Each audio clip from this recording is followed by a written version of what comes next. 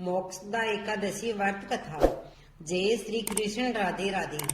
आज मार्गशीर्ष मास के शुक्ल पक्ष की एकादशी तिथि है और इस तिथि एकादशी को मोक्षदा एकादशी तिथि के नाम से जाना जाता है। कुछ स्थानों पर इसे मोक्षदा 11 या वैकुंठ 11 भी कहते हैं। मोक्षदा का अर्थ होता है मोक्ष देने वाली। इस एकादशी के दिन भगवान श्री कृष्ण जी ने अर्जुन को भागवत गीता का उपदेश दिया था, इसलिए इस एकादशी को गीता जयंती के रूप में भी मनाया जाता है। जो भी मनुष्य इस एकादशी का व्रत रखता है और इसकी पावन कथा को सुनता है वह स्वयं तो मोक्ष पाता ही है, साथ ही साथ उसके पितृ बंधु और सगे संबंधी सभी लोगों को मोक्ष की प्राप्ति होती है। तो आज मैं आपको सुना रही हूँ मोक्षदा एकादशी की बड़ी ही दुर्लभ कथा। इन कथाओं को सुनने से मनुष्य के सभी पाप और संकट कट जाते हैं तथा समस्त मनोकामनाओं की पूर्ति होती है। तो आप सभी लोग बड़ी ही श्रद्धा और प्रसन्नता चित्त मन से इस कथा को पूरा से सुने। तो आइए भगवान श्री लक्ष्मी नारायण जी के चरणों का ध्यान करते हुए इस कथा को सुनते हैं। अर्जुन ने उत्पन्ना एकादशी की उत्पत्ति, महिमा, महात्म्य आदि सुनकर भगवान श्री कृष्ण से कहा, हे परम पूजनीय भगवान श्री कृष्ण, हे त्रिलोकीनाथ, आप सभी को सुख व मोक्ष देने वाले हैं, मैं आपको प्रणाम करता हूँ। हे प्रभु, आप कृपा करने वाले हैं, मेरी एक जिज्ञासा को शांत कीजिए। अर्जुन की बातें सुनने के बाद भगवान श्री कृष्ण ने कहा, हे अर्जुन, जो भी कुछ जानना चाहते हो निर्भय होकर कहो, मैं अवश्य ही तुम्हारी जिज्ञासा को शांत करूंगा। अर्जुन बोले, हे प्रभु, यह जो आपने मार्गशीर्ष माह के कृष्ण पक्ष की एकादशी के विषय में बताया है उससे मुझे बड़ी ही शांति प्राप्त हुई। अब कृपा करके मार्गशीर्ष माह के शुक्ल पक्ष में जो एकादशी पड़ती है उसके विषय में भी बताने की कृपा करें। उसका नाम क्या है, उस दिन कौन से देवता की पूजा की जाती है और उसकी पूजा विधि क्या है, उसका व्रत करने से मनुष्य को क्या फल मिलता है। हे मधुसूदन, मेरे इन प्रश्नों का उत्तर सहित दीजिए, मेरी जिज्ञासा को दूर कीजिए, आपकी कृपा होगी। अर्जुन की जिज्ञासा सुन श्री कृष्ण बोले, हे अर्जुन, तुमने बहुत ही श्रेष्ठ प्रश्न किया है, इसलिए तुम्हारा ये संसार में फैलेगा। मार्गशीर्ष माह के शुक्ल पक्ष की एकादशी अनेक पापों को नष्ट करने वाली है। संसार में इसे मोक्षदा एकादशी के नाम से जाना जाता है। इस एकादशी के दिन श्री दामोदर भगवान का धूप दीप नैवेद्य आदि से भक्ति पूर्वक पूजन करना चाहिए। हे कुंती पुत्र, इस एकादशी व्रत के पुण्य के प्रभाव से नरक में गए हुए माता पिता पितरादि को स्वर्ग की प्राप्ति होती है। इसकी कथा एक पुराण में इस प्रकार है, इसे ध्यान पूर्वक सुनो। बैसाख नाम का एक राजा प्राचीन नगर में राज करता था। उसके राज्य में चारों वेदों के ज्ञाता ब्राह्मण रहते थे। राजा अपनी प्रजा का पुत्रवत पालन किया करता था। एक रात्रि को स्वप्न में राजा ने अपने पिता को नरक की यातनाएं भोगते हुए देखा। इस प्रकार का स्वप्न देखकर राजा बड़ी ही व्याकुल हुआ। वह बेचैनी से सुबह होने की प्रतीक्षा करने लगा। सुबह होते ही उसने ब्राह्मणों को बुलाकर उनके समक्ष अपने स्वप्न की बात बताई। राजा ने कहा, हे ब्राह्मणों, रात्रि को स्वप्न में मैंने अपने पिता को नरक की यातनाएं भोगते देखा है। उन्होंने मुझे कहा है कि हे पुत्र, मैं घोर नरक भोग रहा हूँ, मेरी यहाँ से मुक्ति कराओ। जब से मैंने उनके यह वचन सुने हैं तब से मुझे चैन नहीं है। मुझे अब राज्य सुख, ऐश्वर्य, हाथी घोड़े, धन, स्त्री, पुत्र आदि कुछ भी सुखदायक प्रतीत नहीं हो रहा है। अब मैं क्या करूं और कहाँ जाऊं? इस दुख के कारण मेरा शरीर तप रहा है। आप लोग मुझे किसी प्रकार का तप, दान, व्रत आदि बताएं जिससे मेरे पिता को मुक्ति प्राप्त हो। यदि मैंने अपने पिता को नरक की यातनाओं से मुक्त कराने का प्रयास नहीं किया तो मेरा जीवन निरर्थक हो जाएगा। जिसके पिता नरक की यातनाएं भोग रहे हो उस पुत्र को इस धरती पर सुख भोगने का कोई भी अधिकार नहीं है। हे ब्राह्मण देव, मुझे शीघ्र ही इसका कोई उपाय बताने की कृपा करें। राजा के आंतरिक दुख की पीड़ा को सुनकर ब्राह्मणों ने आपस में विचार विमर्श किया। फिर एकमत होकर बोले, राजन, वर्तमान, भूत और भविष्य के ज्ञाता पर्वत नाम के एक मुनि हैं। वे यहाँ से अधिक दूर नहीं है। आप अपनी यह व्यथा उनसे जाकर कहे, वे ऐसे ही इसका कोई सरल उपाय आपको बता देंगे। ब्राह्मणों की बात मान राजा मुनि ने आश्रम पर गए। आश्रम में अनेक शांत चित्त योगी और मुनि तपस्या कर रहे थे। चारों वेदों के ज्ञाता पर्वत मुनि दूसरे ब्राह्मण के सामने बैठे जान पड़े रहे थे। राजा ने उन्हें दंडवत प्रणाम किया तथा अपना परिचय दिया। पर्वत मुनि ने राजा से कुशल क्षेम पूछा। तब राजा ने बताया, हे मुनिवर, आपकी कृपा से मेरे राज्य में सब कुशल है, किंतु मेरे समक्ष अकस्मात की एक ऐसी समस्या आ खड़ी हुई है जिससे मेरा हृदय बड़ा ही अशांत हो रहा है। फिर राजा ने मुनि को व्यक्ति हृदय से रात में देखे गए सपन की बुरी बात बताई। फिर दुखी स्वर में बोला, हे महर्षि, आप कृपा कर मेरा मार्गदर्शन करें कि ऐसे में मुझे क्या करना चाहिए, कैसे मैं अपने पिता को नरक की यातना से मुक्ति दिलाऊं। राजा की बात पर्वत मुनि ने गंभीरता पूर्वक सुनी। फिर नेत्र बंद कर भूत और भविष्य पर विचार करने लगे। कुछ देर गंभीरता पूर्वक चिंतन करने के बाद उन्होंने कहा, राजन, मैंने अपने योग बल के द्वारा तुम्हारे पिता के सभी कुकर्मों का ज्ञान प्राप्त कर लिया है। उन्होंने पूर्व जन्म में अपनी पत्नियों में भेदभाव किया था। अपनी बड़ी रानी के कहने में आकर उन्होंने अपनी दूसरी पत्नी को ऋतुदान मांगने पर नहीं दिया था। उसी पाप कर्म के फल से तुम्हारे पिता नरक में गए हैं, अर्थात उन्हें नरक की प्राप्ति हुई है। ये जानकर वेखांस ने याचना भरे स्वर में कहा, हे ऋषिवर, मेरे पिता ने उद्धार का आप कोई उपाय बताने की कृपा करी। किस प्रकार वे इस पाप से मुक्त होंगे। इस पर पर्वत मुनि बोले, हे राजन, मार्गशीर्ष मास के शुक्ल पक्ष में जो एकादशी होती है उसे मोक्षदा एकादशी कहते हैं। यह मोक्ष प्रदान करने वाली है। आप इस मोक्षदा एकादशी का व्रत करें और उस व्रत के पुण्य को संकल्प करके अपने पिता को अर्पित कर दें। एकादशी के पुण्य प्रभाव से अवश्य ही आपके पिता को मुक्ति मिल जाएगी। पर्वत मुनि के वचनों को सुनकर राजा अपने राज्य को लौट आया और परिवार सहित मोक्षदा एकादशी का विधि पूर्वक व्रत किया। इस व्रत के पुण्य को राजा ने अपने पिता को अर्पित कर दिया। इस पुण्य के प्रभाव से राजा के पिता को सहज ही मुक्ति मिल गई। सव्रक को प्रस्थान करते हुए राजा के पिता ने कहा, हे पुत्र, तेरा कल्याण हो। इतना कहकर राजा के पिता ने सव्रक को प्रस्थान किया। हे पांडु पुत्र, जो मनुष्य मार्गशीर्ष माह के शुक्ल पक्ष की एकादशी का उपवास करते हैं उनके सभी पाप नष्ट हो जाते हैं और अंत में वे स्वर्ग लोक को प्राप्त करते हैं। इस उपवास से उत्तम और मोक्ष प्रदान करने वाला कोई भी दूसरा व्रत नहीं है। इस कथा को सुनने व पढ़ने से अनंत फल प्राप्त होता है। यह उपवास मोक्ष प्रदान करने वाला चिंतामणि के सम्मान है, जिससे उपवास करने वाले सभी मनोकामनाएं पूर्ण होती है। हे अर्जुन, प्रत्येक मनुष्य की प्रबल इच्छा होती है कि वह मोक्ष प्राप्त करे। मोक्ष की इच्छा करने वालों के लिए मोक्षदा एकादशी का यह उपवास अति महत्वपूर्ण है।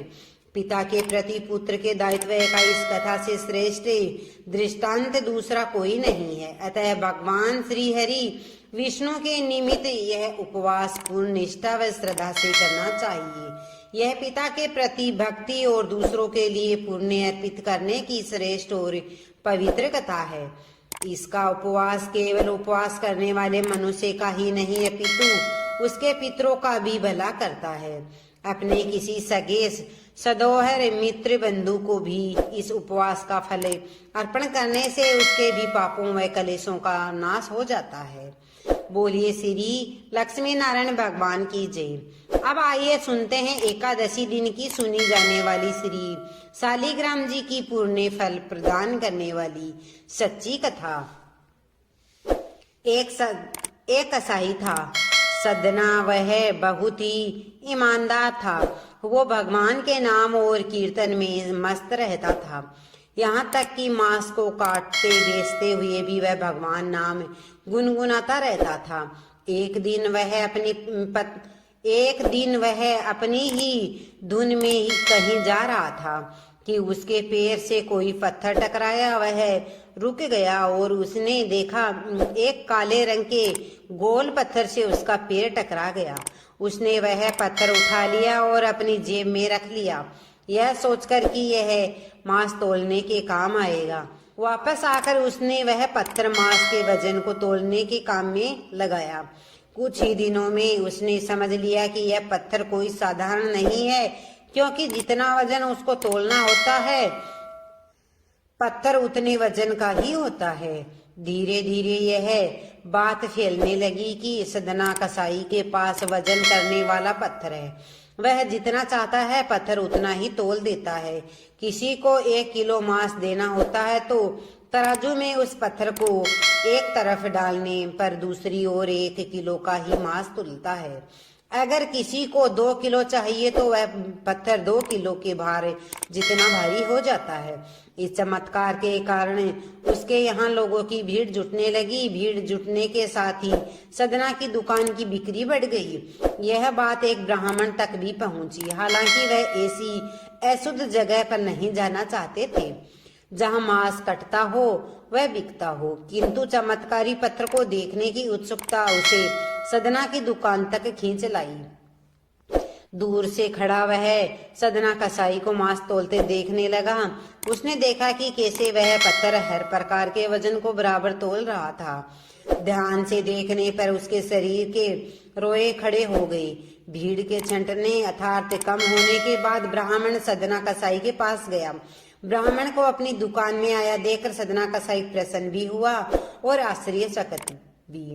बड़ी नम्रता से सदना ने ब्राह्मण को बैठने के लिए स्थान दिया और पूछा कि वह उनकी क्या सेवा कर सकता है। ब्राह्मण बोले, तुम्हारे इस चमत्कारी पत्थर को देखने के लिए ही मैं तुम्हारी दुकान पर आया हूँ, या यूं कहूँ कि ये चमत्कारी पत्थर ही मुझे खींच कर तुम्हारी दुकान में ले आया है।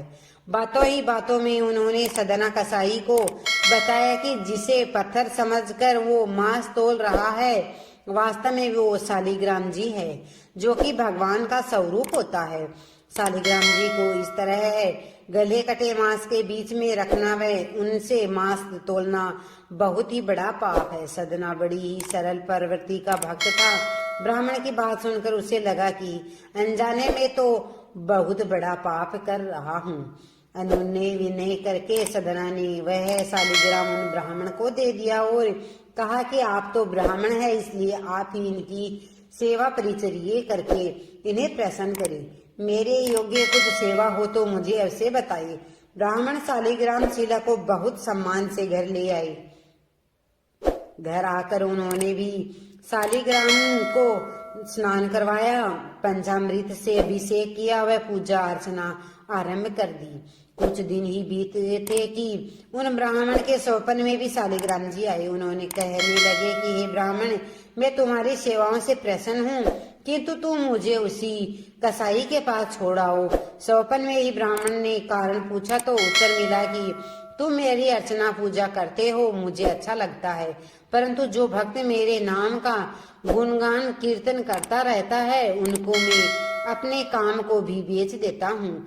सदना तुम्हारी तरह मेरी सेवा नहीं करता, परंतु वह हर समय मेरा नाम गुनगुनाता रहता है, जो कि मुझे बहुत ही अच्छा लगता है, इसलिए तो मैं उनके पास गया था। ब्राह्मण अगले ही दिन सदना कसाई के पास गया और उनको ब्राह्मण को प्रणाम करके सारी बात बताई। तत्पश्चात श्री शालिग्राम जी को उन्हें सौंप दिया। ब्राह्मण की बात सुनकर सदना कसाई की आंखों में आंसू आ गए। मन ही मन में उन्होंने मांस बेचने और खरीदने के कार्य को तिलांजलि देने की सोची और निश्चय किया कि यदि मेरे ठाकुर को कीर्तन पसंद है तो मैं अधिक से अधिक समय ये नाम कीर्तन ही करूंगा। बोलिए श्री शालिग्राम जी भगवान की जय। अब आइए श्रवण करते हैं ग्यारस माता की कथा। इस कथा के बिना एकादशी का व्रत अधूरा माना जाता है। एक बार की बात है, एक राज्य में एक राजा राज करता था। राजा बहुत ही बुद्धिमान और बलशाली था। वह सदैव अपनी प्रजा का बहुत ही अच्छे से ध्यान रखता था। प्रजा भी अपने राजा को बहुत प्रसन्न करती थी। राजा की 2 बेटियां थी। राजा अपनी बेटियों से बहुत ही प्रेम किया करता था। राजा की दोनों बेटियां बहुत ही सुंदर थी, लेकिन राजा की छोटी बेटी देखने में बहुत ही सुंदर और धार्मिक प्रवृत्ति की थी। वह 12 मास ग्यारस माता की पूजा और व्रत किया करती थी। सभी लोग राजा की छोटी बेटी से बहुत ही प्रेम करते थे और खूब प्रशंसा किया करते थे, क्योंकि वह बोलने में बहुत ही अच्छी थी। राजा भी अपनी छोटी बेटी को बड़ी बेटी से कुछ ज्यादा ही प्रेम करता था, जिस कारण राजा की बड़ी बेटी को अपनी छोटी बहन से नफरत होने लगी। समय के साथ राजा की दोनों बेटियां बड़ी हो गई। तब एक पड़ोस के राज्य में रहने वाला राजकुमार राजा की बड़ी बेटी के लिए रिश्ता लेकर आया। जैसे ही उस राजकुमार की नजर राजा की छोटी बेटी पर पड़ी तो वह राजकुमार छोटी बेटी पर मोहित हो गया और उसी से विवाह करने की सोचने लगा। उस राजकुमार ने राजा की बड़ी बेटी के साथ विवाह करने से मना कर दिया और राजा से कहा कि आप बुरा ना मानो तो मैं आपकी छोटी बेटी से विवाह करना चाहता हूँ। जब यह बात राजा की बड़ी बेटी को पता चली तो वह अपनी छोटी बहन से और भी ज्यादा नफरत करने लगी। राजा की बड़ी बेटी ने अपनी छोटी बहन को अपना सबसे बड़ा दुश्मन मान लेती है और अपनी छोटी बहन से बदला लेने का निर्णय लेती है, जिसके चलते उसने सोचा कि छोटी बहन को जान से मार देती हूँ। एक दिन राजा की बड़ी बेटी ने लड्डू में जहर मिलाकर अपनी छोटी बहन को दे दिया। छोटी बहन ने वो लड्डू खा लिया, लेकिन लड्डू खाने के बाद भी छोटी बहन को कुछ भी नहीं हुआ। बड़ी बहन ये देखकर बहुत ही आश्चर्यचकित हुई, लेकिन बड़ी बहन ने हार नहीं मानी। एक दिन जब छोटी बहन अपने कमरे में सो रही थी, तब उसने मटके में सांप रखकर उसके कमरे को में छोड़ दिया, लेकिन सांप भी छोटी बहन को कुछ नहीं कर पाया।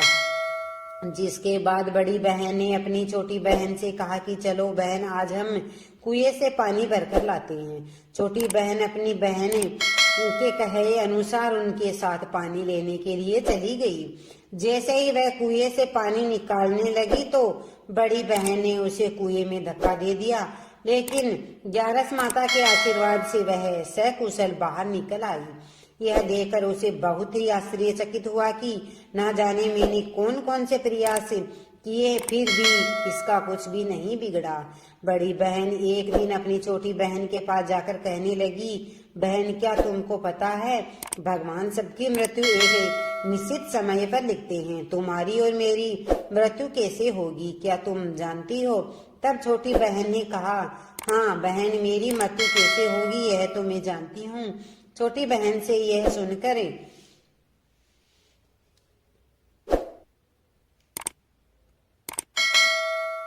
बड़ी बहन को बहुत ही संतुष्टि हुई और सोचने लगी कि इस बार मैं इसे जरूर मार दूंगी। उसने अपनी छोटी बहन से कहा कि अपनी मृत्यु का राज मुझे तो बताओ, मैं तुम्हारी बड़ी बहन हूँ। छोटी बहन ने अपनी बड़ी बहन से कहा कि मेरी मृत्यु एक तोते में है, अर्थात तोते के गले में एक हार है, उसी से मेरी मृत्यु होगी। जब कोई उस तोते को मारकर वह हार अपने गले में पहन लेगा तो मैं मूर्छित हो जाऊंगी, और जैसे ही उस हार को अपने गले से उतार देगा तो मैं वापस जीवित हो जाऊंगी। अपनी छोटी बहन की मृत्यु का राज जानकर बड़ी बहन बहुत ही खुश हुई और उसने अपनी छोटी बहन को मारने के लिए उस पालतू तोते को ढूंढना शुरू किया। लेकिन छोटी बहन को इस बात का पता था कि वह मेरी जान लेना चाहती है। वह अपने पिताजी के पास गई और अपने पिताजी से कहा कि पिताजी, अगर मेरी मृत्यु हो जाए तो मुझे जलाना मत, बल्कि आप मुझे पुरानी वाली जो हवेली है उसमें एक पलंग पर लेटा कर छोड़ देना। अपनी छोटी बेटी के मुंह से यह बात सुनकर राजा को बहुत ही बुरा लगा। उसने अपनी बेटी से पूछा कि बेटी, तुम ऐसी बातें क्यों कर रही हो? 2-4 दिन में तेरी शादी होने वाली है। तब राजा की छोटी बेटी ने बताया कि पिताजी, समय किसी के लिए नहीं रुकता, कब क्या हो जाए किसी को कुछ भी पता नहीं है। फिर राजा ने अपनी छोटी बेटी से कहा कि तुम्हारा ऐसा बोलना मुझे बिल्कुल भी अच्छा नहीं लगा, लेकिन छोटी बेटी ने अपने पिताजी को ऐसा करने पर मजबूर कर दिया और वचन ले लिया कि मरने के बाद जलाना नहीं है। राजा ने भी अपनी बेटी की बात मान ली और 2-3 दिन बाद शादी का समय आया। पूरे घर में शादी का माहौल था और गाजे बाजे के साथ बारात आई। राजकुमार बारात लेकर राजा के घर आया। राजकुमार और राजा की छोटी बेटी का विवाह शुरू हो गया। जैसे ही राजा की बेटी राजकुमार के साथ अपने फेरे लेना शुरू करती है तो उसी समय उसकी बड़ी बहन अपनी छोटी बहन के कमरे में जाकर उसके तोते को पकड़ लेती है और उसे जान से मार देती है और तोते के गले में जो हार था उसे अपने गले में धारण कर लेती है। जैसे ही बड़ी बहन ने हार को अपने गले में डाला, उधर छोटी बहन के 3.5 फेरे ही पूरे हुए थे और वह बेहोश होकर गिर गई। उसके बाद राजा ने बड़े बड़े हकीम को बुलाया, अपनी छोटी बेटी का इलाज करने को कहा। राजा ने कहा, कोई मेरी बेटी का इलाज कर दो, मुँह मांगा इनाम दिया जाएगा। राजा की बात सुनकर वैद्य ने जब छोटी बेटी को देखा तो राजा को बताया कि आपकी छोटी बेटी ना तो जीवित है और ना ही मरी हुई है। मैं तो मेरे जीवन में ऐसा पहली बार देख रहा हूँ। राजा ने वैद्य और हकीम को कह दिया कि यह बात बाहर किसी को मत बताना, अगर तुमने यह बात और किसी को बताई तो तुम्हें फांसी की सजा दी जाएगी। राजा ने अपनी छोटी बेटी को पुराने महल में ले जाकर एक पलंग पर लिटा दिया। वहां पर कुछ सैनिकों को तैनात कर दिया और स्वयं महल पर आ गया। राजा की बड़ी बेटी अपने पिताजी के पास गई और कहने लगी, पिताजी, अगर यह शादी संपन्न नहीं हुई तो आपकी इज्जत का क्या होगा? अगर आप कहो तो मैं आपकी इज्जत बचाने के लिए राजकुमार से शादी करने के लिए तैयार हूँ। राजा ने अपनी बड़ी बेटी की बात मानकर छोटी बेटी के कपड़े बड़ी बेटी को पहनने को दिलवा दिए और मंडप पर भेज दिया। लेकिन राजकुमार यह जान गया था कि यह राजा की छोटी बेटी नहीं है। उसने शादी करने से मना कर दिया, लेकिन वहां पर आए सारे लोगों ने राजकुमार को शादी करने के लिए विवश कर दिया और राजा की बड़ी बेटी से उस राजकुमार की शादी करवा दी। बचे हुए 3.5 फेरे बड़ी बेटी के साथ दिलवा दिए। उसके बाद राजकुमार राजा की बड़ी बेटी को अपने महल में ले गया। राजकुमार राजा की बड़ी बेटी से ना तो बात करता था और ना ही उसे पसंद करता था और ना ही उसके कमरे में जाता था। राजकुमार ने यह फैसला ले लिया कि मैं राजा की छोटी बेटी को ढूंढकर ही रहूंगा। वह रात दिन उसे ढूंढता हुआ इधर उधर घूमने लगा। एक दिन राजा अपने घोड़े पर सवार होकर राजा के पुराने महल के पास गया, जहां पर उसने कुछ सैनिकों को देखा। महल के पास पहुंचकर राजा ने जब महल को ध्यान से देखा तो वह समझ गया कि यह मेरे ससुर का पुराना महल है। तब राजकुमार ने सैनिकों से पूछा, तुम लोग यहाँ पर क्या कर रहे हो और इस महल के अंदर इस पलंग पर कौन लेटा है? तो सैनिकों ने बताया कि यहाँ पर राजा की छोटी बेटी लेटी है। यह सुनकर राजकुमार बहुत ही खुश हुआ और तुरंत उसे मिलने के लिए अंदर चला गया। लेकिन अंदर जाकर देखा तो बिल्कुल ही बेहोश थी। राजकुमार उसकी सेवा करने लगा। जैसे ही रात हुई, राजा की छोटी बेटी उठकर बैठ गई। राजकुमार यह देखकर बहुत ही खुश हुआ और उससे पूछने लगा कि तुम यहाँ पर क्या कर रही हो? ऐसे बीच पैरों से गायब होकर यहाँ पर क्यों चली आई? तुम मेरे साथ चलो। राजा की छोटी बेटी ने राजकुमार को सारी बात बताई कि मेरी जान एक तोते में फंसी थी और यह बात मैंने अपनी बड़ी बहन को बता दी। मुझे पता है कि उसी ने मुझे मारने का प्रयास किया है। उसके पास एक हार है जिसको वह सुबह पहन लेती है और रात को उतार कर रख देती है। जब तक वह हार को पहनने रखती है तब तक मैं मूर्छित रहती हूँ और जैसे ही वह हार को उतार देती है तो मैं जीवित हो जाती हूँ और जब तक मेरी बड़ी बहन के पास वह हार है तब तक मैं ऐसी ही जीवित और मूर्छित होती रहूंगी। अगर मेरी बड़ी बहन के पास जो हार है वह मेरे हाथ आ जाए तो मैं हमेशा के लिए जीवित हो जाऊंगी। राजकुमार यह बात सुनकर राजा की छोटी बेटी के पास रहने का निर्णय लिया और बचे हुए फेरे लेने अपने विवाह को भी पूरा कर लिया और वहीं पर रहने लगा। ऐसे करते करते काफी समय बीत गया। राजा की छोटी बेटी गर्भवती हो गई। एक दिन राजकुमार को किसी काम से बाहर जाना पड़ा तो पीछे से राजा की छोटी बेटी के पेट में बहुत जोरों से दर्द होने लगा। उसने उस समय 11 माता के आह्वान किया, जिसके बाद 11 माता वहां प्रकट हुई और उन्होंने उसके दर्द को दूर किया। एक सुंदर पुत्र को उसने जन्म दिया।